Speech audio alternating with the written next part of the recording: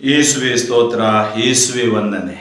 ಆತ್ಮೀಯ ಸಹೋದರ ಸಹೋದರಿಯರೇ, ಕೀರ್ತನೆಯೊಂದಿಗೆ ಪ್ರಾರ್ಥನೆ ಈ ಸ್ವಾರ್ಥೆಗೆ ನಿಮಗೆ ಸ್ವಾಗತ, ಸುಸ್ವಾಗತ. ಇಷ್ಟು ದಿನ ನಾವು ಸುಮಾರು 73 ಕೀರ್ತನೆಗಳನ್ನು ಧ್ಯಾನಿಸಿದೆವು. ಇವತ್ತು ನಾವು 74ನೇ ಕೀರ್ತನೆಯಿಂದ ಆರಂಭಿಸೋಣ. ಆತ್ಮೀಯರೇ, ಒಂದು ನಿಮಿಷ ನಾವೆಲ್ಲರೂ ಪ್ರಾರ್ಥಿಸೋಣ. ಸ್ತುತಿಗಳ ಮಧ್ಯೆ ವಾಸಿಸುವ ತಂದೆಯಾದ ದೇವರೇ, ನಿಮ್ಮ ನಾಮಕ್ಕೆ ಅನಂತ ಕೋಟಿ ಸ್ತೋತ್ರಗಳು.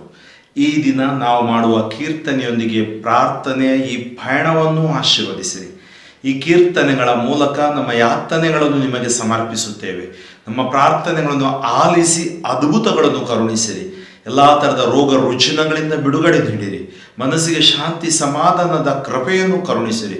ಯೇಸು ನಾಮದಲ್ಲಿ ಪ್ರಾರ್ಥಿಸುತ್ತೇವೆ, ಜೀವವುಳ್ಳ ತಂದೆಯೇ, ಆಮೆನ್. ಬೈಬಲ್ ಇದ್ರೆ ತಗೊಳ್ಳಿ. ಕೀರ್ತನೆ 74. ದೇವಾಲಯದ ವಿನಾಶ ಮತ್ತು ಭಕ್ತನ ಪ್ರಲಾಪ. ಹೇ ದೇವ, ನಮ್ಮ ನೀ ಪರಿವರ್ಜಿಸಿ ಬಿಟ್ಟೆ ಏಕೆ? ನೀ ಪಾಲಿಪ ಮಂದೆಯ ಮೇಲೀಗ ಉರಿಗೋಪವೇಕೆ? ನೆನೆಸಿಕೋ ಆದಿಯಲೇ ನೀ ಸಂಪಾದಿಸಿಕೊಂಡ ಸಭೆಯನು, ಸ್ಮರಿಸಿಕೋ ಸೊತ್ತಾಗಿ ನೀ ರಕ್ಷಿಸಿಕೊಂಡ ಗೋತ್ರವನು. ಜ್ಞಾಪಿಸಿಕೋ ನಿನ್ನ ಸದನವಾಗಿದ್ದ ಸಿಯೋನ್ ಶಿಖರವನು.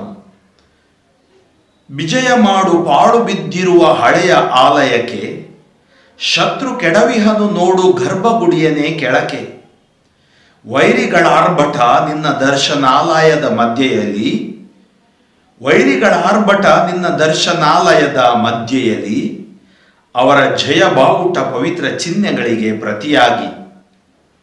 ಕಾಡಿನಲೋ ಎಂಬಂತೆ ಕೊಡಲಿಯ ನೆತ್ತಿ ಹಿಡಿದು, ದೇಗುಲದಲ್ಲಿ ಕೈಗೊಡಲಿ ಚಮಟಿಗಳ ಪಿಡಿದು.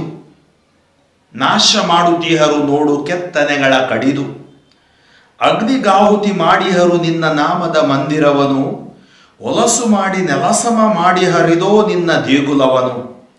ನಾಶ ಮಾಡೋಣ ಈ ಜನರನ್ನು ಎಂದಾಡಿಕೊಂಡಿಹರು, ದೇಶದ ಸಭಾ ಮಂದಿರಗಳನ್ನೆಲ್ಲ ಭಸ್ಮ ಮಾಡಿಹರು. ಆರಾಧನಾ ಚಿಹ್ನೆಗಳಿಲ್ಲ, ಪ್ರವಾದಿಗಳು ನಮಗಿಲ್ಲ. ಈ ಪರಿಸ್ಥಿತಿ ಎಲ್ಲಿಯ ತನಕ? ಬಲ್ಲವರಾರೂ ಇಲ್ಲ. ಎಲ್ಲಿಯ ತನಕ ದೇವ? ಶತ್ರು ನಿಂದೆಗೆ ನೀ ಗುರಿಯಾಗುವೆ. ಅನವರತ ನಿನ್ನ ನಾಮವನ್ನು ಧಿಕ್ಕರಿಸುವುದು ಸರಿಯೇ? ಚಾಚಿದ ಬಲಗೈಯನ್ನೇಕೆ ಹಿಂದೆಗೆದುಕೊಂಡೆ? ಬಚ್ಚಿಟ್ಟ ಕೈಯಿಂದ ನೀನವರನ್ನು ಚಚ್ಚಿಬಿಡೈ. ಆದಿಯಿಂದ ದೇವ ನೀನೇ ನನಗೆ ಅರಸನು. ಸಾಧಿಸುತ್ತಿರುವೆ ಜಗದೊಳು ದಾರವನು. ಸ್ವಶಕ್ತಿಯಿಂದ ಸಮುದ್ರವನ್ನೇ ಛೇದಿಸಿದೆ ನೀನು. ಸ್ವಶಕ್ತಿಯಿಂದ ಸಮುದ್ರವನ್ನೇ ಭೇದಿಸಿದೆ ನೀನು. ಜಲರಾಶಿಯ ಭುಜಂಗಗಳ ತಲೆ ಜಜ್ಜಿದಾತ ನೀನು. ಲೇವಿಯ ತಾನನ ಶಿರಗಳ ಖಂಡನ ಮಾಡಿದವ ನೀನು. ಕಾಡು ಮೃಗಕ್ಕವನನ್ನು ಕೂಳಾಗಿಸಿದವ ನೀನು. ಒರತೆ ಊಟೆಗಳ ಉಕ್ಕಿಸಿದಾತ ನೀನು. ಹರಿವ ನದಿಗಳ ಬತ್ತಿಸಿ ಬಿಟ್ಟವ ನೀನು. ಹಗಲಿರುಳುಗಳಿಗೆ ನಿಯಮಕ ನೀನು. ರವಿತಾರೆಗಳ ನಿರ್ಮಾಪಕ ನೀನು. ಹಗಲಿರುಳುಗಳಿಗೆ ನಿಯಾಮಕ ನೀನು. ರವಿತಾರೆಗಳ ನಿರ್ಮಾಪಕ ನೀನು. ಜಗದೆಲ್ಲೆ ಮೇರೆಗಳನ್ನು ನಿಗದಿ ಮಾಡಿದೆ ನೀನು. ಶೀತೋಷ್ಣ ಕಾಲಗಳನ್ನು ನೇಮಿಸಿದವನು ನೀನು. ನೆನಪಿರಲಿ ಪ್ರಭೂ, ಶತ್ರು ನಿನಗೆ ಮಾಡಿದ ಅಪಮಾನ. ನಿನ್ನ ಪೂಜ್ಯ ನಾಮಕ್ಕೆ ದುರುಳರು ಕಕ್ಕಿದ ದೂಷಣ. ಕೊಡಬೇಡ ನಿನ್ನ ಬೆಳವಕ್ಕಿಯ ಪ್ರಾಣವ ಕಾಡು ಮೃಗಕ್ಕೆ. ನೀ ಮರೆತು ಬಿಡಬೇಡ ನಿನ್ನ ದೀನ ದಲಿತರನ್ನು ಒಮ್ಮೆಗೆ. ನಿನ್ನೊಡಂಬಡಿಕೆಯನ್ನು ಗಮನವಿಟ್ಟು ಮಾನ್ಯ ಮಾಡು. ಕಗ್ಗತ್ತಲಿಗೂ ಬಾಧಕರಿಗೂ ಬೀಡಾಗಿದೆ ನಾಡು. ಕುಗ್ಗಿದವರು ಹಿಂದಿರುಗದಿರಲಿ ಅವಮಾನದಿಂದ. ಬಡವರು ಕೀರ್ತಿಸಲಿ ನಿನ್ನ ನಾಮವನ್ನು ಭಕ್ತಿಯಿಂದ. ಎಚ್ಚೆತ್ತು ದೇವ ನಡೆಸು ನಿನ್ನ ನ್ಯಾಯವನ್ನು. ಗಮನಿಸು ಅನುದಿನ ದುರ್ಮತಿ ನಿನ್ನ ನಿಂದಿಪುದನು. ಮರೆಯದಿರು ನಿನ್ನ ವಿರೋಧಿಗಳ ಗದ್ದಲವನು. ವೈರಿ ಎಬ್ಬಿಸುತ್ತಿರುವ ನಿರಂತರ ದುಂಬಿಯನು. ಆತ್ಮೀಯ ಸಹೋದರ ಸಹೋದರಿಯರೇ, ಈ ಕೀರ್ತನೆಯಲ್ಲಿ ಸುಮಾರು 23 ವಾಕ್ಯಗಳಿವೆ. ಇಲ್ಲಿ ನಾವು ನೋಡ್ತೀವಿ, ಒಂದು ಭಕ್ತನ ಅರ್ಥನಾದ ಅಥವಾ ಪ್ರಲಾಪ, the plea or cry of the devotee. ಆ ಡಿವೋಟಿ ಅಂದರೆ ಆ ಭಕ್ತ ಪ್ರಾರ್ಥಿಸುವ ಪರಿ. ಮತ್ತು ಆತ ನೋಡ್ತಾನೆ. ಏಕೆಂದರೆ ದೇವಾಲಯಗಳ ನಾಶ ಆಗುವುದು, ಜನರು ಆಕ್ರಮಣ ಮಾಡುವುದು ಇವತ್ತು ಕೂಡ ಹಾಗೇನೆ ಆಗ್ತಾ ಇದೆ. ಪ್ರಾರ್ಥನಾ ಮಂದಿರಗಳ ಮೇಲೆ ದಾಳಿ ಮಾಡುವುದು ಅಂದೂ ನಡೆಯುತ್ತಿತ್ತು, ಇಂದೂ ನಡೆಯುತ್ತಾ ಇದೆ. ಅದನ್ನು ನೋಡುವಾಗ ಅಥವಾ ಅನುಭವಿಸುವಾಗ ದೇವನೆಲ್ಲಿ ಎಂಬ ಒಂದು ಯೋಚನೆ ಮನಸ್ಸಿನಲ್ಲಿ ಬರುತ್ತೆ. ಹೇ ದೇವ, ನೀ ಪರಿವರ್ತಿಸಿಬಿಟ್ಟೆ ಏಕೆ? ನೀನು ಯಾಕೆ ನಮ್ಮನ್ನು ತ್ಯಜಿಸಿಬಿಟ್ಟೆ? ನೀ ಪಾಲಿಪ ಮಂದೆಯ ಮೇಲೀಗ ಉರಿಗೋಪವೇಕೆ? ಅಂದರೆ ನಮ್ಮ ಮೇಲೆ ಯಾಕೆ ನಿಮಗೆ ಕೋಪ? ನಮ್ಮನ್ನು ಯಾಕೆ, ನಿರಪರಾಧಿಗಳು ಯಾಕೆ ಇವತ್ತು ಕಷ್ಟ ಯಾತನೆಗೆ ಒಳಗಾಗ್ತಾ ಇದ್ದಾರೆ? ನೆನೆಸಿಕೋ, ಆದಿಯಲ್ಲೇ ನೀ ಸಂಪಾದಿಸಿಕೊಂಡ ಸಭೆಯನ್ನು, ಅಂದರೆ ನಾವು ನಿಮಗೆ ಸೇರಿದವರು. ನೆನೆಸಿಕೋ, ನೀ ಸಂಪಾದಿಸಿಕೊಂಡ ಸಭೆಯನ್ನು. ಸ್ಮರಿಸಿಕೋ, ಸೊತ್ತಾಗಿ ನೀ ರಕ್ಷಿಸಿಕೊಂಡ ಗೋತ್ರವನ್ನು. ಇಸ್ರಾಯೇಲ್ ಕುಲವನ್ನು ನೀನೇ ರಕ್ಷಿಸಿದ್ಯಾ, ನೀನೇ ಕರೆದಿದ್ಯಾ. ಯಾರಿಗೂ ಬೇಡವಾದ ಒಂದು ಗೋತ್ರವನ್ನು ಆರಿಸಿ ನೀನೇ ಅದನ್ನು ಮುನ್ನಡೆಸ್ತಾ ಇದೆಯಾ. ಅದು ನೀನೇ ರಕ್ಷಿಸಬೇಕು. ಜ್ಞಾಪಿಸಿಕೋ ನಿನ್ನ ಸದನವಾಗಿದ್ದ ಸಿಯೋನ್ ಶಿಖರವನ್ನು. ಏಕೆಂದರೆ ನಿನ್ನ ಪ್ರಸನ್ನತೆಯನ್ನು ಜನರು ಸಿನಾಯಿ ಬೆಟ್ಟದ ಮೇಲೆ ಕಂಡ ಹಾಗೆ, ಶಿಖರದ ಮೇಲೆ ಕಂಡ ಹಾಗೆ ಜ್ಞಾಪಿಸಿಕೋ. ವಿಜಯ ಮಾಡು ಪಾಡು ಬಿದ್ದಿರುವ ಹಳೆಯ ಆಲಯಕ್ಕೆ, ಶತ್ರು ಕೆಡವಿಹನು ನೋಡು ಗರ್ಭಗುಡಿಯನೇ ಕೆಳಕ್ಕೆ. ಇದೇನಾಗಿದೆ? ದೇವಾಲಯಗಳನ್ನು ಹೊಡೆದಾಕಿದ್ದಾರೆ. ಇವತ್ತು ಶತ್ರುಗಳು ನಮ್ಮ ಮೇಲೆ ದಾಳಿ ಮಾಡ್ತಾ ಇದ್ದಾರೆ. ಶತ್ರುಗಳು ಅಥವಾ ಮತಾಂಧ ಶಕ್ತಿಗಳು ಅಂದೂ ಇಂದು ನಡೆಯುವಂತಹ ಒಂದು ಘಟನೆ. ಅದಕ್ಕೆ ಈ ಕೀರ್ತನೆ ನಾವು ಪ್ರಾರ್ಥಿಸುವಾಗ ಆ ಕೀರ್ತನೆಗಳ ಆ ಪ್ರಾರ್ಥನೆಯ ಶಕ್ತಿ ಪ್ರಸ್ತುತ ಕೂಡ ನಮ್ಮಲ್ಲಿ ಕೆಲಸ ಮಾಡುತ್ತೆ. ಶತ್ರು ಕೆಡವಿಹನು ನೋಡು ಗರ್ಭಗುಡಿಯನೇ ಕೆಳಕ್ಕೆ, ವೈರಿಗಳ ಆರ್ಭಟ ನಿನ್ನ ದರ್ಶನಾಲಯದ ಮಧ್ಯೆಯಲ್ಲಿ. ನೋಡಿ, ನಿನ್ನ ದರ್ಶನ ಆಲಯದ ಮಧ್ಯೆಯಲ್ಲಿ ವೈರಿಗಳ ಆರ್ಭಟ, ಅವರ ಜಯ ಬಾವುಟ ಪವಿತ್ರ ಚಿಹ್ನೆಗಳಿಗೆ ಪ್ರತಿಯಾಗಿ. ಇವತ್ತು ನೋಡಿ, ಶಿಲುಬೆ ಹೊಡೆಯುತ್ತಾರೆ ಅಥವಾ ಬೈಬಲನ್ನು ಸುಡುತ್ತಾರೆ, ಇದೆಲ್ಲ ನಡೀತಾ ಇದೆ. ಅಂತ ಅನುಭವ ಅಂದೂ ಆದ ಅನುಭವ ಇಂದು ನಮಗಾಗ್ತಾ ಇದೆ. ಆ ಒಂದು ಪ್ರಾರ್ಥನೆಯಲ್ಲಿ ಆತ ದೇವರ ಮುಂದೆ ಇಡುತ್ತಾನೆ. ಕಾಡಿನಲೋ ಎಂಬಂತೆ ಕೊಡಲೆಯನ್ನೆತ್ತಿ ಹಿಡಿದು, ದೇಗುಲದಲ್ಲಿ ಕೈಗೊಡಲಿ ಚಮಟಿಗಳ ಪಿಡಿದು, ನಾಶ ಮಾಡುತ್ತಿಹರು ನೋಡು ಕೆತ್ತನೆಗಳ ಕಡಿದು. ಇವತ್ತು ನಾಶ ಮಾಡ್ತಾ ಇದ್ದಾರೆ. ನಾವು ನೋಡಿದ್ದೀವಿ, ಸಿರಿಯಾ, ಲಿಬಿಯಾ, ನೈಜೀರಿಯಾದಲ್ಲಿ ಎಲ್ಲ ದೇವಾಲಯಗಳ ಮೇಲೆ ದಾಳಿ ಮಾಡಿ ಅವುಗಳನ್ನು ಧ್ವಂಸ ಮಾಡಿದ ಪರಿ ಇತಿಹಾಸದಲ್ಲಿ. ಮತ್ತು ಇದು ಒಂದು ಹಿಂಸೆಯ ರೂಪವನ್ನು ನಾವು ನೋಡಬಹುದು. ಅಗ್ನಿಗಾಹುತಿ ಮಾಡಿಹರು ನಿನ್ನ ನಾಮದ ಮಂದಿರವನ್ನು ಸುಟ್ಟು ಹಾಕುವುದು, ಹೊಲಸು ಮಾಡಿ ನೆಲಸಮ ಮಾಡಿ ಹರಿದೋ ನಿನ್ನ ದೇಗುಲವನು. ಹೊಲಸು ಮಾಡಿದರು, ನೆಲಸಮ ಮಾಡಿ ಹರಿದೋ ನಿನ್ನ ದೇಗುಲವನು, ನಿನ್ನ ಪವಿತ್ರ ಪರಮ ಸ್ಥಳವನ್ನು.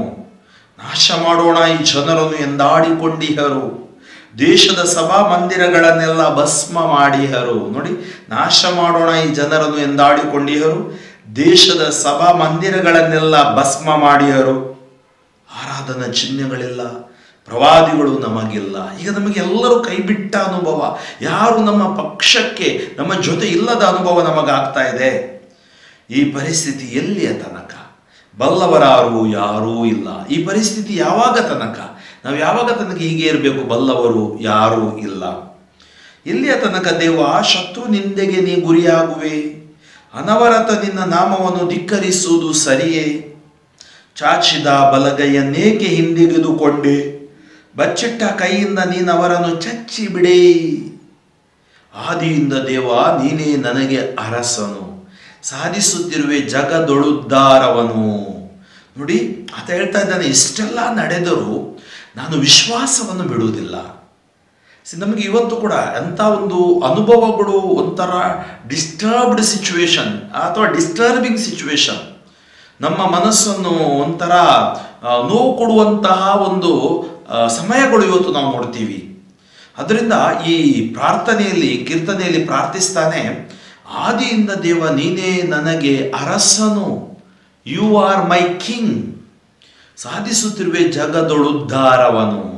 ಉದ್ಧಾರ ನಿನ್ನಿಂದ ಮಾತ್ರ ಸಾಧ್ಯ. ಸ್ವಶಕ್ತಿಯಿಂದ ಸಮುದ್ರವನ್ನೇ ಭೇದಿಸಿದೆ ನೀನು, ಜಲರಾಶಿಯ ಭುಜಂಗಗಳ ತಲೆ ಜಜ್ಜಿದಾತ ನೀನು. ಸ್ವಶಕ್ತಿಯಿಂದ ಸಮುದ್ರವನ್ನೇ ಭೇದಿಸಿದೆ ನೀನು. ಅಂದರೆ ಎಲ್ಲಿ? ಮೋಶೆ ಜನರನ್ನು ಕರ್ಕೊಂಡು ಹೋಗುವಾಗ ಆ ಕೆಂಪು ಸಮುದ್ರದ ಹಾದಿಯನ್ನು ಆತನ ಕೈಲಿರೋ ಕೋಲನ್ನು ಹಿಡಿದು ಹಿಂಬಾಗಿಸುವಂತೆ ದೇವರು ಮಾಡಿದ್ರು. ಫರೋಹ ಅರಸನ ಕೈಗೆ ಸಿಗದಂತೆ ಅವರನ್ನು ತಪ್ಪಿಸಿದ್ರು. ಕಡಲಂತೆ ಕಷ್ಟಗಳು ಬಂದಾಗ ನಾವು ಹೆದರಬಾರ್ದು. ಆದಿಯಿಂದ ದೇವ ನೀನೇ ನನಗೆ ಅರಸನು. ನಮ್ಮ ವಿಶ್ವಾಸ ದೇವರಿಂದ ನಾವು ಕದಲಗೊಳ್ಳಕೂಡದು. ಸಾಧಿಸುತ್ತಿರುವ ಜಗದೊಳು ಉದ್ಧಾರವನ್ನು ದೇವರು ನಮಗೆ ಉದ್ಧಾರವನ್ನು ನೀಡುವರು, ಉದ್ಧರಿಸುವರು. ಸ್ವಶಕ್ತಿಯಿಂದ ಸಮುದ್ರವನ್ನೇ ಭೇದಿಸಿದೆ ನೀನು, ಜಲರಾಶಿಯ ಭುಜಂಗಗಳ ತಲೆ ಜಜ್ಜಿದಾತ ನೀನು. ಲೇವಿಯಾತಾನನ ಶಿರಗಳ ಖಂಡನ ಮಾಡಿದವ ನೀನು. ಲೇವಿಯಾತಾನ ಅಂದರೆ ಇದು ಕೇಡಿನ ಸಂಕೇತವಾದ ರಾಕ್ಷಸ. ಆ ರಾಕ್ಷಸನ ಶಿರವನ್ನು ಖಂಡನ ಮಾಡಿದವನು ನೀನು. ಕಾಡು ಮೃಗಕ್ಕವನನ್ನು ಕೂಳಾಗಿಸಿದವ ನೀನು. ಅಂದರೆ ಯಾವ ರಾಕ್ಷಸರು ನಿನ್ನ ಮುಂದೆ ನಿಲ್ಲಲು ಅಸಾಧ್ಯ. ಹೊರತೆ ಊಟ್ಯಗಳ ಉಕ್ಕಿಸಿದಾತ ನೀನು, ಹರಿವ ನದಿಗಳ ಬತ್ತಿಸಿ ಬಿಟ್ಟವ ನೀನು. ನೋಡಿ, ಹೊರತೆ ಊಟೆಗಳ ಏನು ಇಲ್ಲದ ಕಡೆ ಅಲ್ಲಿ ಆಶೀರ್ವಾದ ತರುವವನು ನೀನು. ಹರಿವ ನದಿಗಳ ಬತ್ತಿಸಿ ಬಿಟ್ಟವ ನೀನು. ಹಗಲಿರುಳುಗಳಿಗೆ ನಿಯಾಮಕ ನೀನು. ಹಗಲು ಯಾವಾಗ ಇರುಳು ಯಾವಾಗ ಅದಕ್ಕೆ ನಿಯಾಮಕ ನೀನು. ರವಿ ತಾರೆಗಳ ನಿರ್ಮಾಪಕ ನೀನು, ಸೂರ್ಯ ನಕ್ಷತ್ರಗಳ ನಿರ್ಮಾಪಕ ನೀನು. ಜಗದೆಲ್ಲೆ ಮೇರೆಗಳನ್ನು ನಿಗದಿ ಮಾಡಿದೆ ನೀನು, ಶೀತೋಷ್ಣ ಕಾಲಗಳನ್ನು ನೇಮಿಸಿದವನು ನೀನು. ನೆನಪಿರಲಿ ಪ್ರಭು, ಶತ್ರು ನಿನಗೆ ಮಾಡಿದ ಅಪಮಾನ ನೆನಪಿರಲಿ ಪ್ರಭು. ನಿನ್ನ ಪೂಜ್ಯ ನಾಮಕ್ಕೆ ದುರುಳರು ಕಕ್ಕಿದ ದೂಷಣ. ಇವತ್ತು ಆ ದೂಷಣೆ ಮಾತು, ಹೊಲಸು ಮಾತು ನಿನ್ನ ನಾಮಕ್ಕೆ, ಪರಿಶುದ್ಧ ನಾಮಕ್ಕೆ ಕೊಡಬೇಡ. ನಿನ್ನ ಬೆಳವಕ್ಕಿಯ ಪ್ರಾಣವ ಕಾಡು ಮೃಗಕ್ಕೆ ನೀ ಮರೆತು ಬಿಡಬೇಡ. ನಿನ್ನ ದೀನ ದಲಿತರನ್ನು ಒಮ್ಮೆಗೆ, ನಿನ್ನ ಜನರನ್ನು ನೀ ಮರೆತು ಬಿಡಬೇಡ. ನಿನ್ನ ಒಡಂಬಡಿಕೆಯನ್ನು ಗಮನವಿಟ್ಟು ಮಾನ್ಯ ಮಾಡು. ಕಗ್ಗತ್ತಲಿಗೂ ಬಾಧಕರಿಗೂ ಬೀಡಾಗಿದೆ ನಾಡು. ಇವತ್ತು ನಿನ್ನ ಒಡಂಬಡಿಕೆಯನ್ನು, ನೀ ಮಾಡಿದ ಒಡಂಬಡಿಕೆಯನ್ನು ಗಮನವಿಟ್ಟು ಮಾನ್ಯ ಮಾಡು. ಮತ್ತು ಕಗ್ಗತ್ತಲಿಗೂ ಬಾಧಕರಿಗೂ ಬೀಡಾಗಿದೆ ಇವತ್ತು ನಾಡು, ಅದನ್ನು ನೀನು ಬಿಡುಗಡೆಗೊಳಿಸು. ಕುಗ್ಗಿದವರು ಹಿಂದಿರುಗದಿರಲಿ ಅವಮಾನದಿಂದ, ಬಡವರು ಕೀರ್ತಿಸಲಿ ನಿನ್ನ ನಾಮವನ್ನು ಭಕ್ತಿಯಿಂದ. ಅದರಿಂದ ಕುಗ್ಗಿ ಹೋದವರನ್ನು ನೀನು ಆಶೀರ್ವದಿಸು, ಶಕ್ತಿ ಕೊಡು, ಬಡವರನ್ನು ರಕ್ಷಿಸು ಮತ್ತು ನಿನ್ನ ನಾಮವನ್ನು ಸ್ತುತಿಸಲಿ. ಎಚ್ಚೆತ್ತು ದೇವ, ನಡೆಸು ನಿನ್ನ ನ್ಯಾಯವನ್ನು, ಗಮನಿಸು ಅನುದಿನ ದುರ್ಮತಿ ನಿನ್ನ ನಿಂದಿಪುದನು. ಮರೆಯದಿರು ನಿನ್ನ ವಿರೋಧಿಗಳ ಗದ್ದಲವನು, ವೈರಿ ಎಬ್ಬಿಸುತ್ತಿರುವ ನಿರಂತರ ದೊಂಬಿಯನು. ಅದರಿಂದ ದೇವ ನೀನು ಕೈ ಬಿಡಬೇಡ. ನೋಡಿ, ನಾನು ಹೇಳಿದೆ ಈ ಕೀರ್ತನೆ ಭಕ್ತನ ಅರ್ಥನಾದ. ಇಲ್ಲಿ ಕೂಡ ಅವ್ರು ಹೇಳಿದ್ದಾರೆ ಇದೊಂದು ಪ್ರಲಾಪ. ನಾವು ಈ ಕೀರ್ತನೆ ಸುಮ್ಮನೆ ಓದುವುದಲ್ಲ, ನಮ್ಮ ಎಲ್ಲ ಈ ನೋವುಗಳು, ದುಃಖಗಳು, ನಿರಾಶೆಗಳು, ಚಿಂತೆಗಳು, ಬೇನೆಗಳು, ಬವಣೆಗಳು ಮತ್ತು ಸಮಾಜದಲ್ಲಿ ನಾವು ಅನುಭವಿಸುತ್ತಿರುವ ಅವಮಾನಗಳನ್ನು ಕೂಡ ಸಮರ್ಪಿಸಿ ನಾವು ಪ್ರಾರ್ಥಿಸತಕ್ಕದ್ದು. ಖಂಡಿತವಾಗಿಯೂ ಪ್ರಭು ಕರೆಯಾಗಿ ತ್ವರೆಯಾಗಿ ಬಂದೇ ಬರುತ್ತಾರೆ ಮತ್ತು ನಮ್ಮನ್ನು ಆಶೀರ್ವದಿಸುತ್ತಾರೆ. ಕೀರ್ತನೆ 75 ನಾವು ಓದೋಣ. ವಾಕ್ಯ 1ರಿಂದ 10. ನ್ಯಾಯ ತೀರ್ಪು ಯಾರಿಂದ? ದೇವನಿಂದ. ವಂದನೆ ಹೇ ದೇವ, ಕೃತಜ್ಞತಾ ವಂದನೆ. ನೀ ಸಾಧಿಸಿದ ಸತ್ಕಾರ್ಯಗಳ ವಿವರಣೆ, ತಂದಿದೆ ನಮಗೆ ನಿನ್ನ ನಾಮದ ಸ್ಮರಣೆ. ಈ ಪರಿ ನುಡಿದಿರುವನಾ ದೇವನು, ಕ್ಲುಪ್ತ ಕಾಲದಲ್ಲಿ ನಾ ನೀಡುವೆನು ತೀರ್ಪನು, ನ್ಯಾಯವಾದ ತೀರ್ಪನು. ಇಳೆಯು ಭೂನಿವಾಸಿಗಳ ಸಮೇತ ತಳಮಳಗೊಳ್ಳಲು, ಅದರ ತಳಹದಿಯ ಬಿಗಿ ಹಿಡಿದಿರುವವನು ನಾನಿಲ್ಲದಿನ್ನಾರು. ಗರ್ವಿಗಳೇ ಸಾಕು ಮಾಡಿ ನಿಮ್ಮ ಸೊಕ್ಕು ಮಾತುಗಳನ್ನು, ದುರ್ಜನರೇ ತೋರಬೇಡಿ ನಿಮ್ಮ ಕೋರೆ ಕೊಂಬುಗಳನ್ನು. ಕಾಣಿಸಿಕೊಳ್ಳದಿರಲಿ ನಿಮ್ಮ ಕೋರೆ ಕೊಂಬುಗಳು, ಮಾತೆತ್ತದಿರಲಿ ನಿಮ್ಮಗಳ ಕೊಬ್ಬಿದ ಕಂಠಗಳು. ಪೂರ್ವ ಪಶ್ಚಿಮದಿಂದ ಬರುವುದಿಲ್ಲ ಉದ್ಧಾರ, ಅರಣ್ಯದಿಂದ ದೊರಕುವುದಿಲ್ಲ ಜೀವೋದ್ಧಾರ. ನ್ಯಾಯ ತೀರ್ಪು ಬರುವುದು ದೇವನಿಂದಲೇ, ಉನ್ನತಿಯೂ ಅವನತಿಯೂ ಆತನಿಂದಲೇ. ಪ್ರಭುವಿನ ಕರಗಳಲ್ಲಿದೆ ಕೋಪ ಕೊಡವೊಂದು, ತುಂಬಿದೆ ಅಮಲು ಮಿಶ್ರ ರೌದ್ರ ರಸದಿಂದಂದು. ಅದನವನು ಸುರಿಯಲು ಕುಡಿವರು ಜಗದ ದುರುಳರು, ಮಡ್ಡಿಯನ್ನು ಕೂಡ ಬಿಡದೆ ಕುಡಿವರೆಲ್ಲರು. ನಾನಾದರೂ ಕೀರ್ತಿಸುವೆನು ಯಾಕೋಬ ದೇವರನು, ಮಾಡುವೆನು ಅನವರತ ಆತನ ಗುಣಗಾನವನು. ಕತ್ತರಿಸುವನು ಕೆಡುಕರ ಕೋರೆ ಕೋಡುಗಳನ್ನು, ಎತ್ತರಿಸುವನು ಸಜ್ಜನರ ಕೋರೆ ಕೊಂಬುಗಳನ್ನು. ಈ ಕೀರ್ತನೆ ನಮಗೆ ನ್ಯಾಯ ತೀರ್ಪಿನ ಕುರಿತು ಹೇಳುತ್ತೆ. ದೇವರಿಂದ ನ್ಯಾಯ ತೀರ್ಪು ಬರುತ್ತೆ. ಅದು ಬರುವಾಗ ಹೇಗೆ ಬರುತ್ತೆ? ಆ ಒಂದು ರೀತಿಯಲ್ಲಿ ನಾವು ಈ ಕೀರ್ತನೆಯಲ್ಲಿ ಪ್ರಾರ್ಥಿಸುವಾಗ ದೇವರು ನಮ್ಮ ನಿಂದೆ ಅಪಮಾನಗಳಿಗೆ ಸದುತ್ತರವನ್ನು ದಯಪಾಲಿಸುವನು. ವಂದನೆ ಹೇ ದೇವ, ಕೃತಜ್ಞತಾ ವಂದನೆ. ನೀ ಸಾಧಿಸಿದ ಸತ್ಕಾರ್ಯಗಳ ವಿವರಣೆ ತಂದಿದೆ ನಮಗೆ ನಿನ್ನ ನಾಮದ ಸ್ಮರಣೆ. ಯಾಕಂದರೆ ನಿನ್ನ ಕೃತ್ಯಗಳು ಅದೆಷ್ಟು ಅಗಮ್ಯವಾದುದು. ಆ ಕೃತ್ಯಗಳ ಮೂಲಕ ನೀನು ನಮ್ಮನ್ನು ಆಶೀರ್ವದಿಸಿದ್ಯಾ. ಅದಕ್ಕಾಗಿ ನಾವು ನಿಮ್ಮನ್ನು ವಂದಿಸುತ್ತೇವೆ. ಈ ಪರಿ ನುಡಿದಿರುವನ ದೇವನು ಕ್ಲುಪ್ತ ಕಾಲದಲ್ಲಿ ನಾನು ನೀಡುವೆನು ತೀರ್ಪನು, ನ್ಯಾಯವಾದ ತೀರ್ಪನು. ಅದಕ್ಕೆ ನಾವು ಮಾಡ್ತೀವಿ, ನನ್ನೇಸು ರಾಜನು ಬರುವ ಅಸಂಖ್ಯ ದೂತರೊಡನೆ ನನ್ನನ್ನು ರಕ್ಷಿಸಲೇಸು ಮೆಗರೂಢನಾಗಿ ಬರುವ. ಯೇಸು ಬರುವ ದಿನವೂ ಭಕ್ತರಿಗೆ ಆ ದಿನವೂ ಬಲು ಹಿತಕರವು. ಯಾರ್ಯಾರು ಸಿದ್ಧರಾಗಿಲ್ಲವೋ ಆ ದಿನವೂ ಬಲು ದುಃಖಕರವು. ಅಂದರೆ ನಾವು ಸಿದ್ಧರಾಗಿರಬೇಕು.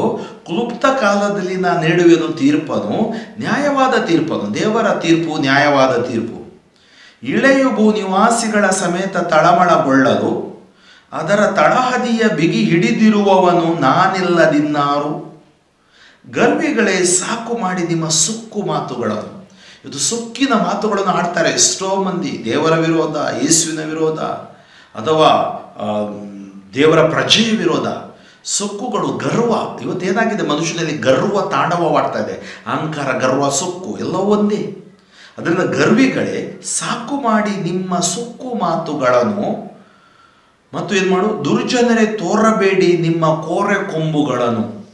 ನೋಡಿ, ಕೀರ್ತನೆ ನಾನು ನಿಮಗೆ ಓದ್ತೀನಿ. 10ನೇ ಕೀರ್ತನೆ ವಾಕ್ಯ 4 ಏನು ಹೇಳುತ್ತೆ ನೋಡಿ. ಕೀರ್ತನೆ 10 ವಾಕ್ಯ 4. ಸೊಕ್ಕೇರಿದ ಮುಖದಾತನು ಪ್ರಭುವನ್ನು ಅರಸುವುದಿಲ್ಲ, ಅವನ ಮನದೊಳಿದೊಂದೇ ಭಾವನೆ ದೇವರೇ ಇಲ್ಲ. ನೋಡಿ, ಇವತ್ತಿಂಥ ಕೆಟ್ಟ ಕಾರ್ಯಗಳು ಮಾಡುವವರು ಒಂದು ಅಂಧಕಾರದಲ್ಲಿ, ಇನ್ನೊಂದು ದೇವರ ಭಯ ಅವರಿಗೆ ಇಲ್ಲ. ಆದ್ದರಿಂದ ನಾವು ಸುಕ್ಕೇರಿದ ಮುಖದಲ್ಲಿ ಜೀವಿಸುವುದು ಅಲ್ಲ. ಅದನ್ನು ಹೇಳ್ತಾರೆ, ಗರ್ವಿಗಳೇ ಸಾಕು ಮಾಡಿ ನಿಮ್ಮ ಸುಕ್ಕು ಮಾತುಗಳನ್ನು, ದುರ್ಜನರೇ ತೋರಬೇಡಿ ನಿಮ್ಮ ಕೋರೆ ಕೊಂಬುಗಳನ್ನು. ಕಾಣಿಸಿಕೊಳ್ಳದಿರಲಿ ನಿಮ್ಮ ಕೋರೆ ಕೊಂಬುಗಳು.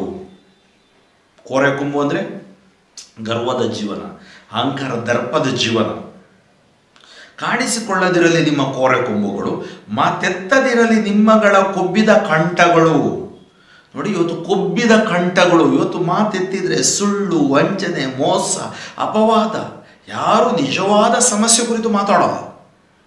ಅವರು ಮಾತನಾಡುವುದೇ ಒಂದು ಜನರನ್ನು ಏನು ಹೇಳ್ತಾರಲ್ಲ, ಪ್ರಚೋದನೆಗೊಳಿಸುವುದಕ್ಕಾಗಿ. ಕಾಣಿಸಿಕೊಳ್ಳದಿರಲಿ ನಿಮ್ಮ ಕೋರೆ ಕೊಂಬುಗಳು, ಮಾತೆತ್ತದಿರಲಿ ನಿಮ್ಮಗಳ ಕೊಬ್ಬಿದ ಕಂಠಗಳು. ಪೂರ್ವ ಪಶ್ಚಿಮದಿಂದ ಬರುವುದಿಲ್ಲ ಉದ್ಧಾರ, ಅರಣ್ಯದಿಂದ ದೊರಕುವುದಿಲ್ಲ ಜೀವೋದ್ಧಾರ. ನೋಡಿ, ಪೂರ್ವ ಪಶ್ಚಿಮದಿಂದ ಬರುವುದಿಲ್ಲ ಉದ್ಧಾರ, ಅದು ಬರುವುದು ದೇವನಿಂದಲೇ. ಅರಣ್ಯದಿಂದ ದೊರಕುವುದಿಲ್ಲ ಜೀವೋದ್ಧಾರ. ನ್ಯಾಯ ತೀರ್ಪು ಬರುವುದು ದೇವನಿಂದಲೇ. ನೋಡಿ, ದೇವರು ಕರೆಯಾಗಿ ನ್ಯಾಯ ತೀರ್ಪನ್ನು ಕೊಟ್ಟೇ ಕೊಡುವರು. ನ್ಯಾಯ ತೀರ್ಪು ಬರುವುದು ದೇವನಿಂದಲೇ, ಉನ್ನತಿಯೂ ಅವನತಿಯೂ ಆತನಿಂದಲೇ. ಇವತ್ತು ನಮಗೆ ಉನ್ನತಿ ಇದೆ, ಅದು ಆತನಿಂದ. ಅವನತಿ ನಮಗೆ ಒಂದು ವೇಳೆ ನಮ್ಮ ಗರ್ವ, ಅಹಂಕಾರ, ದರ್ಪಕ್ಕೆ ಸಿಕ್ಕಿದ್ರೆ ಆತನಿಂದ. ಪ್ರಭುವಿನ ಕರಗಳಲ್ಲಿದೆ ಕೋಪ ಕೊಡವೊಂದು, ತುಂಬಿದೆ ಅಮಲು ಮಿಶ್ರ ರೌದ್ರ ರಸದಿಂದಂದು. ಪ್ರಭುವಿನ ಕರಗಳಲ್ಲಿದೆ ಕೋಪ ಕೊಡವೊಂದು. ನಾವು ಸಿರಾಕನ ಗ್ರಂಥದಲ್ಲಿ ನಾವು ನೋಡಿದ್ದೇ ಆದರೆ ವಾಕ್ಯ 5ನೇ ಅಧ್ಯಾಯದಲ್ಲಿ ಬಹಳ ಸುಂದರವಾಗಿ ಸಿರಾಕ ಹೇಳ್ತಾ ಇದ್ದಾನೆ. ಸಿರಾಕನ ಗ್ರಂಥದಲ್ಲಿ ನಾವು ಓದೋಣ. ಸಿರಾಕನ ಗ್ರಂಥ ಇಲ್ಲಿದೆ ನೋಡಿ. ಸರ್ವೇಶ್ವರ ವಾಕ್ಯ 5ನೇ ಅಧ್ಯಾಯ ವಾಕ್ಯ 7. ಸರ್ವೇಶ್ವರನ ಕೋಪ ಎರಗಬಹುದು ದಿಢೀರೆಂದು, ನೀ ಹಾಳಾಗಿ ಹೋಗುವೆ ಮುಯ್ಯಿ ತೀರಿಸುವ ದಿನದಂದು. ಇಲ್ಲಿ ಏನು ಹೇಳ್ತಾ ಇದೆ? ನ್ಯಾಯ ತೀರ್ಪು ಬರುವುದು ದೇವನಿಂದಲೇ, ಉನ್ನತಿಯೂ ಅವನತಿಯೂ ಆತನಿಂದಲೇ. ಪ್ರಭುವಿನ ಕರಗಳಲ್ಲಿದೆ ಕೋಪ ಕೊಡವೊಂದು, ತುಂಬಿದೆ ಅಮಲು ಮಿಶ್ರ ರೌದ್ರ ರಸದಿಂದದು. ಅದನವನು ಸುರಿಯಲು ಕುಡಿಯುವರು ಜಗದ ದುರುಳರು.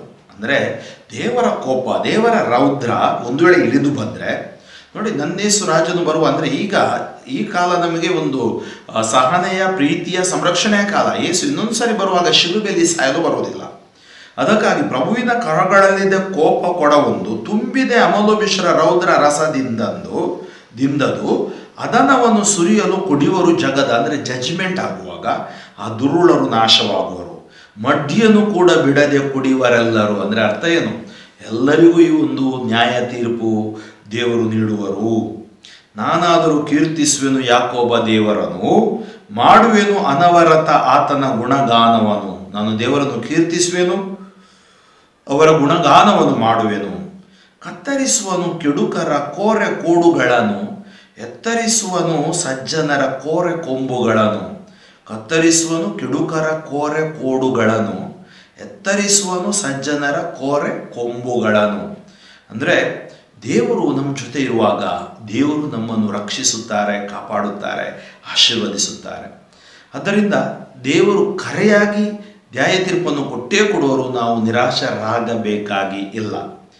76ನೇ ಕೀರ್ತನೆಯನ್ನು ನಾವು ಧ್ಯಾನಿಸೋಣ. ದೇವನು ಭಯಂಕರನು. ಇಲ್ಲಿ 1-12 ವಾಕ್ಯಗಳಿವೆ. ಸುಪ್ರಸಿದ್ಧನು ದೇವನು ಜುದೆಯ ನಾಡಿನಲ್ಲಿ, ಸುಪ್ರಖ್ಯಾತ ಆತನ ನಾಮ ಇಸ್ರಾಯೇಲಿನಲ್ಲಿ. ಆತನ ಬಿಡಾರ ಸಲೇಮಿನಲ್ಲಿ, ಆತನ ನಿವಾಸ ಸಿಯೋನಿನಲ್ಲಿ. ಚೂರು ಚೂರು ಮಾಡಿಹನಲ್ಲಿ ಥಳಥಳಿಸುವ ಬಾಣಗಳನ್ನು, ಖಡ್ಗ ಗುರಾಣಿ ಎಂಬೆಲ್ಲ ಯುದ್ಧಾಯುಧಗಳನ್ನು. ಹೇ ದೇವ, ನೀ ತೇಜೋಮಯನು, ಸ್ಥಿರಗಿರಿಗಳಿಗಿಂತ ಗಂಭೀರನು. ಕೆಚ್ಚದೆಯ ವೀರರು ಸುಲಿಗೆಯಾಗಿ ಚಿರನಿದ್ರೆಯಲಿಹರು. ಕೈ ಕತ್ತರಿಸಿದಂತಿರುವರು ಆ ರಣಧೀರರೆಲ್ಲರೂ.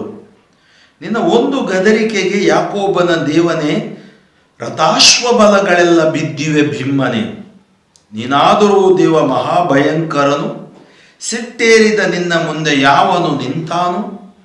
ನಿನ್ನ ನಿರ್ಣಯ ಸಗ್ಗದಿಂದ ಕೇಳಿಸಿದಾಗ ಭಯಭೀತಿಯಿಂದ ತೆಪ್ಪಗಾಯಿತು ಸಮಸ್ತ ಜಗ. ನ್ಯಾಯಸ್ಥಾಪನೆಗೆ ದೇವನೆದ್ದು ನಿಂತಾಗ, ಧರೆಯ ದೀನರನ್ನು ಉದ್ಧರಿಸಲು ಅನುವಾದಾಗ, ಭಯಭೀತಿಯಿಂದ ತೆಪ್ಪಗಾಯಿತು ಸಮಸ್ತ ಜಗ. ನರರ ಕೋಪ ದೇವ ನಿನ್ನ ಘನತೆಗೆ ಸಾಧಕ, ಅಳಿದುಳಿದ ಕೋಪ ನಿನ್ನ ನಡುಕಟ್ಟಿಗೆ ಲಾಯಕ. ನಿಮ್ಮ ದೇವನಾದ ಸ್ವಾಮಿಗೆ ಸಲ್ಲಿಸಿರಿ ಹೊತ್ತ ಹರಕೆ. ಸುತ್ತಣರೆಲ್ಲರೂ ಸಮರ್ಪಿಸಲಿ ಭಯಂಕರನಿಗೆ ಕಾಣಿಕೆ. ಅರಸರ ದರ್ಪವನ್ನಡಗಿಸಿ ಬಿಡುವನು, ಭೂಪತಿಗಳಿಗೋ ಕಂಪನ ಕೊಡುವನು. ಆತ್ಮೀಯರೇ, ದೇವನು ಭಯಂಕರನು. ಅಂದರೆ ದೇವರ ಜೊತೆಗೆ ಯಾರು ಆಟ ಆಡಲಿಕ್ಕೆ ಆಗುವುದಿಲ್ಲ.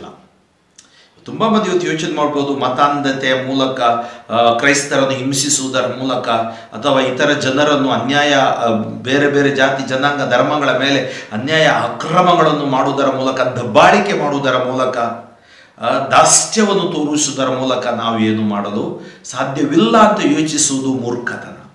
ದೇವರು ಖಂಡಿತವಾಗಿಯೂ ದೀನ ದಲಿತರ ಪರವಾಗಿ, ಅವರು ಕೇವಲ ಒಂದು ಧರ್ಮ ಜಾತಿ ಭಾಷೆಗೆ ಸೀಮಿತ ಮಾತ್ರವಲ್ಲ, ದೇವರು ಎಲ್ಲರಿಗೂ ದೇವರು, ಅವರೆಲ್ಲರ ಸೃಷ್ಟಿಕರ್ತ. ಅದರಿಂದ ಯಾರು, ಬೈಬಲ್ ಹೇಳುತ್ತೆ, ಬಡ ಬಗ್ಗನ ಮೊರೆಗೆ ಕಿವಿಗೊಡುವ ದೇವರವರಾಗಿದ್ದಾರೆ.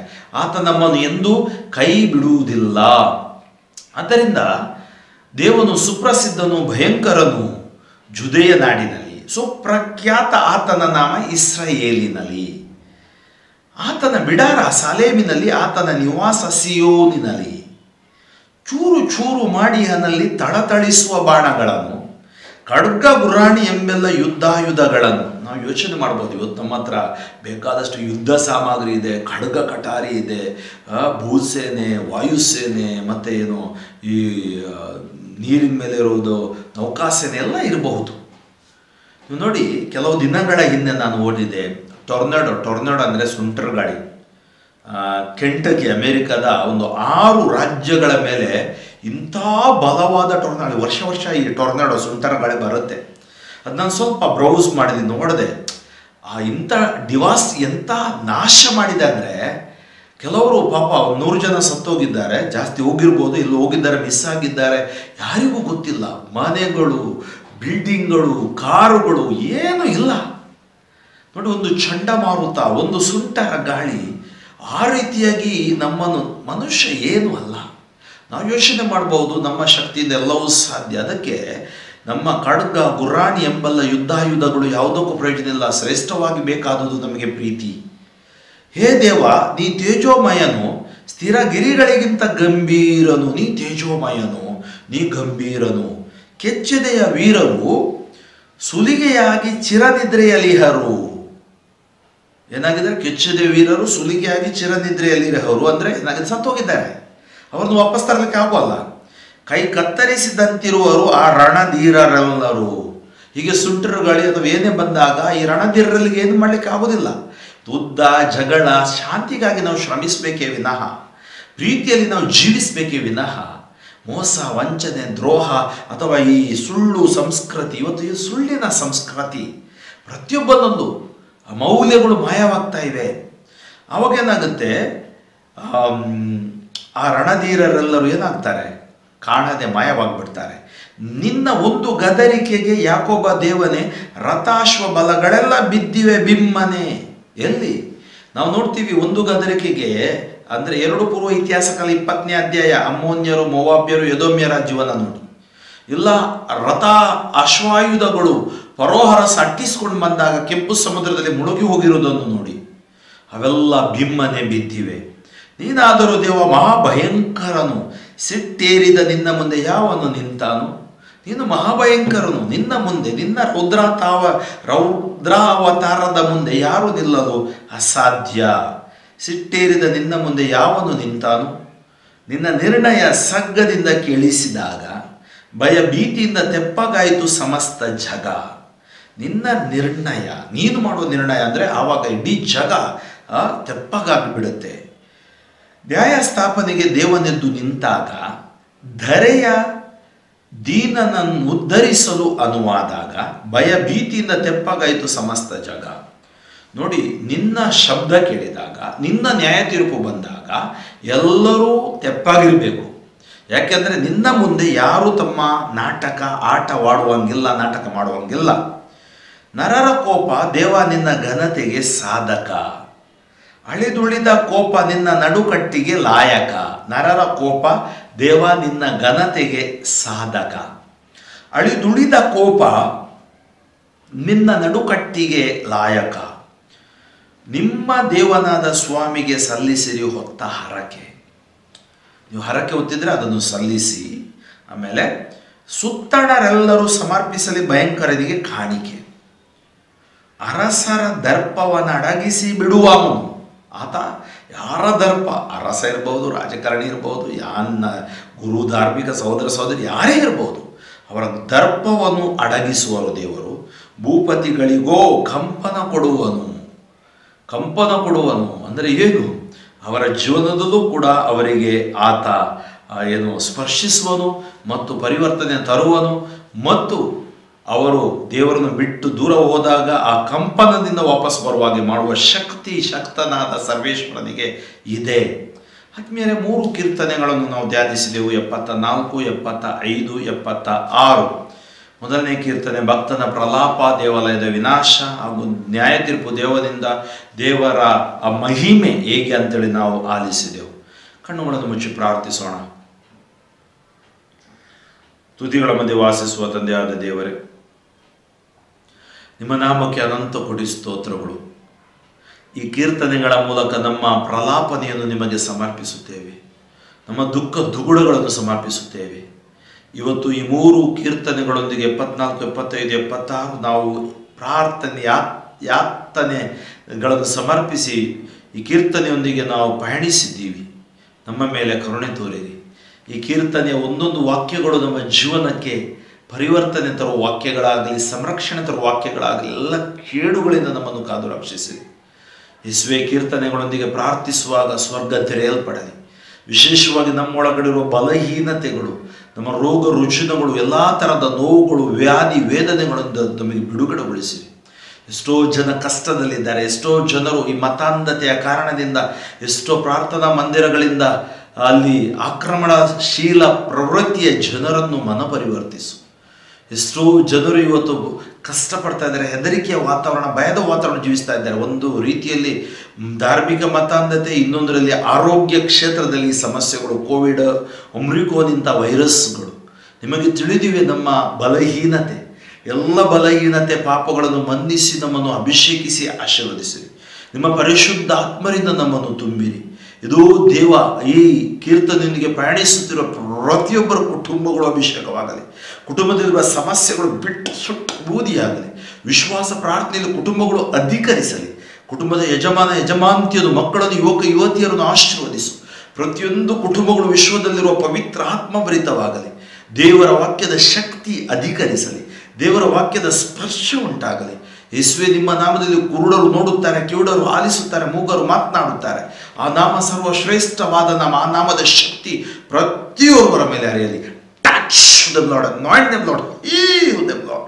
ಯೇಸು ನಾಮದಲ್ಲಿ ಜಯ, ಬಿಡುಗಡೆ, ಸೌಖ್ಯ, ಸ್ವಸ್ಥತೆ ಘೋಷಿಸಿ ನಿಮ್ಮನ್ನು ಹರಸುತ್ತೇನೆ, ಆಶೀರ್ವದಿಸುತ್ತೇನೆ, ಪ್ರಾರ್ಥಿಸುತ್ತೇನೆ. ಸರ್ವಶಕ್ತ ದೇವರಾದ ಪಿತಾ ಮತ್ತು ಸುತ ಮತ್ತು ಪವಿತ್ರ ಆತ್ಮರು ನಿಮ್ಮನ್ನು ಆಶೀರ್ವದಿಸಲಿ.